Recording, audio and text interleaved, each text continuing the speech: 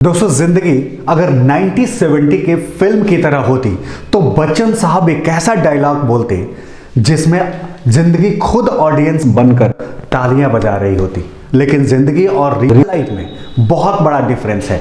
1999 का वो साल में ऐसा क्या हुआ अमिताभ बच्चन जी के साथ जो उनको करोड़पति से रोडपति बना दिया था? वो ऐसा क्या हुआ जो उनको बैंकरप्ट बना दिया था? और ऐसा क्या हो गया था काम की तलाश के लिए एक सुपरस्टार को भटकना पड़ा था? आज के इस वीडियो में जानेंगे वो तमाम सच जो अमिताभ बच्चन की जिंदगी में नायक से खलनायक तक बनने को मजबूर किया और फिर उस खलनायक से महानायक बनने के सफर को तय किया। नमस्कार, मैं हूं Anand Kumar, founder and business coach startup authority. आज के इस केस स्टडी में हम बात करने जा रहे हैं ABCL के बारे में, यानी अमिताभ बच्चन कॉरपोरेशन लिमिटेड के बारे में, जिसमें जानेंगे सब कुछ।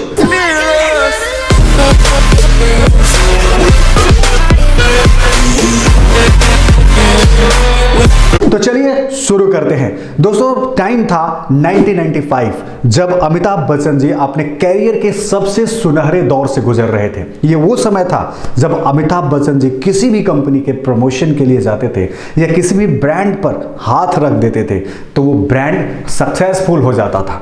और इसी चीज को देखकर अमिताभ जी ने सोचा कि क्यों ना एक बिजनेस में, क्यों ना अपने हाथ को बिजनेस के सेगमेंट में आजमाया जाए। और 1995 में उन्होंने शुरू किया ABCL कॉरपोरेशन, यानी Amitabh Bachchan corporation limited. Company के बहुत कम लोगों को पता है दोस्तों कि कंपनी की शुरुआत एक टीवी शो से हुआ था और उस टीवी सीरियल का नाम था, टीवी शो का नाम था देख भाई देख। और इससे उन्होंने अपने बिजनेस कैरियर की शुरुआत करी। ABCL का मेन मोटो था फिल्म प्रोडक्शन और साथ में इवेंट मैनेजमेंट का काम करना।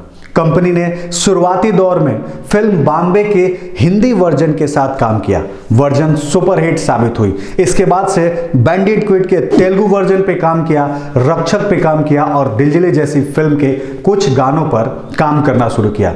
और दोस्तों, इसी साल के ड्यूरेशन में ABCL ने 16 करोड़ की प्रॉफिट जनरेट करी थी। और उस दौर में 16 करोड़ रुपया बहुत बड़ा रकम हुआ करता था, बहुत बड़ा पैसा हुआ करता था। आज के समय से कंपेयर करें तो 150 करोड़ से ज्यादा का ही वैल्यू था। सफलता इनको मिली तो इन्होंने सोचा कि अगर इस बिजनेस के अंदर और भी पैसे डाल दिए जाएं तो ये जो बिजनेस है वो और भी ज्यादा प्रॉफिटेबल हो सकता है, सक्सेसफुल हो सकता है। उन्होंने मार्केट से पैसे उठाए और लोन के रूप में इस कंपनी के अंदर डाल दिए।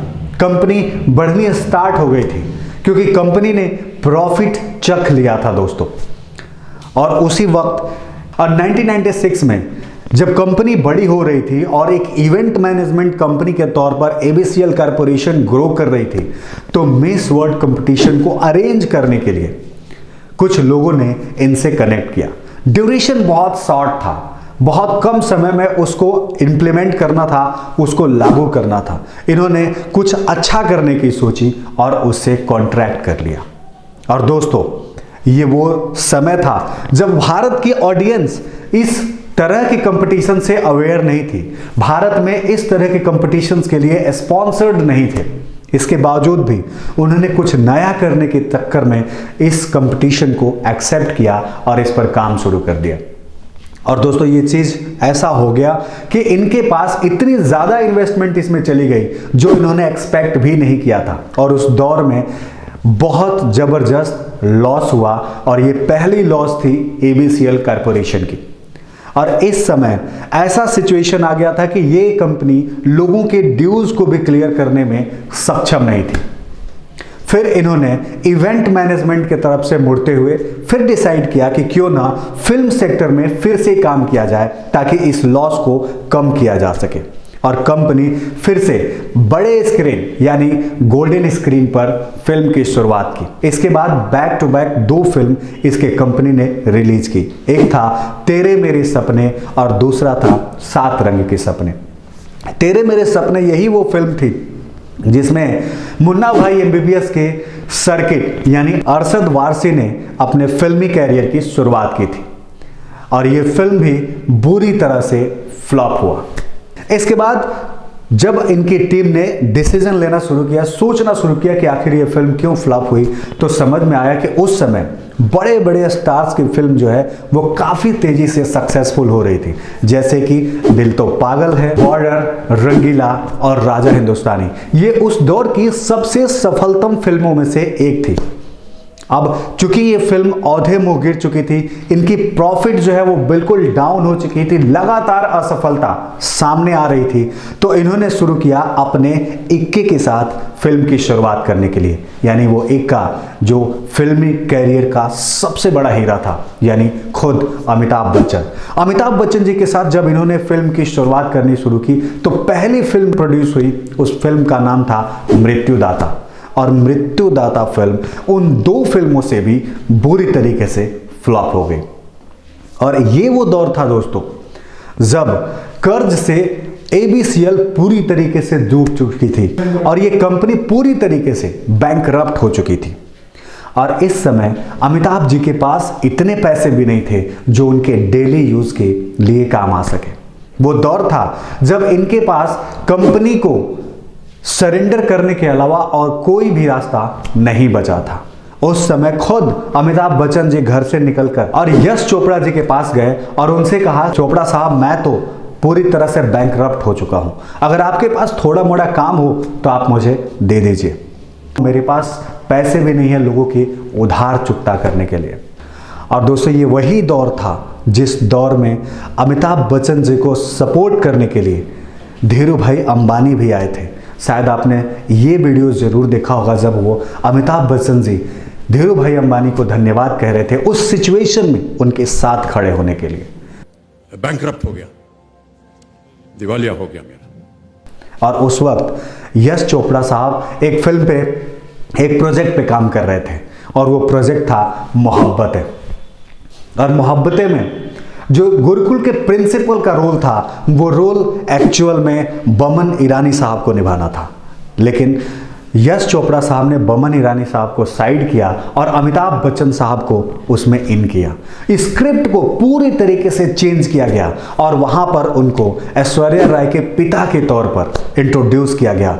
यहां पर उन्होंने अपने एक्टिंग का जलवा दिखाया और ये फिल्म जो हुई वो सुपर डुपर हिट साबित हुई। और यहां से वो जो डूबता तारा था उसको एक सहारा मिला। और उसी समय कुछ वक्त बाद स्टार प्लस ने भी इनको संपर्क किया अपना शो होस्ट करने के लिए, और वो शो था कौन बनेगा करोड़पति। वो दौर वो था जब गोल्डन स्क्रीन पर काम करने वाले एक्टर सिल्वर स्क्रीन पर काम करने के लिए राजी नहीं होते थे। और चूंकि अमिताभ जी के पास इतने पैसे नहीं थे कि वो जो है इसको नेग्लेक्ट कर सकें, और उन्होंने इसको एक्सेप्ट किया और अच्छे मोटे पैसे चार्ज करने शुरू किए थे पर एपिसोड के लिए। और ये शो उस समय के ऑडियंस ने इतना पसंद किया कि वो शो सुपर डुपर हिट साबित हुई। और उसी शो से लेकर के आज तक उतना ही पसंद, उतना ही ऑडियंस का सपोर्ट आज भी इस शो के साथ मिल रहा है। और वो डूबता सितारा जो एक तरह से ऐसा लग रहा था कि इंडस्ट्री में बिल्कुल डूब जाएगा, एक नायक जो चमक रहा था वो पूरी तरीके से बर्बाद हो जाएगा, वो सितारा फिर से चमकना शुरू किया। सिल्वर स्क्रीन से ही सही, लेकिन वो अपनी चमक को फिर से बिखरना शुरू किया। और आज के समय में वो एक महानायक के रूप में हम और आपके सामने हैं। उसके साथ उन्होंने पिंकू, बागवान, पा जैसी बेहतरीन फिल्में प्रोड्यूस की। और आज उनके सक्सेस की कहानी हम और हमारे और आपके सामने है। ये बात जरूर है कि ABC को एक फेल्यूर कंपनी के तौर पर ही याद किया जाएगा, लेकिन जब भी बात की जाएगी अमिताभ बच्चन जी की तो ये भी याद किया जाएगा कि ABCL के उस स्ट्रगल के बाद उन्होंने जो बाउंस बैक किया अपने कैरियर के अंदर, वो किसी हीरे से या किसी मोटिवेशन से कम नहीं है। एक ऐसा कैरियर जो बिल्कुल डूब रहा था, उस कैरियर को बाउंस बैक के साथ फिर से बड़ा किया, फिर से खड़ा कर दिया।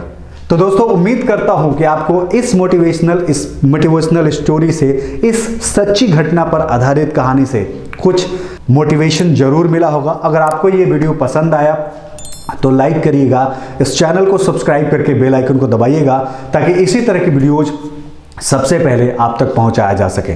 दोस्तों बहुत बहुत धन्यवाद हमारे साथ बने रहने के लिए। जय भारत।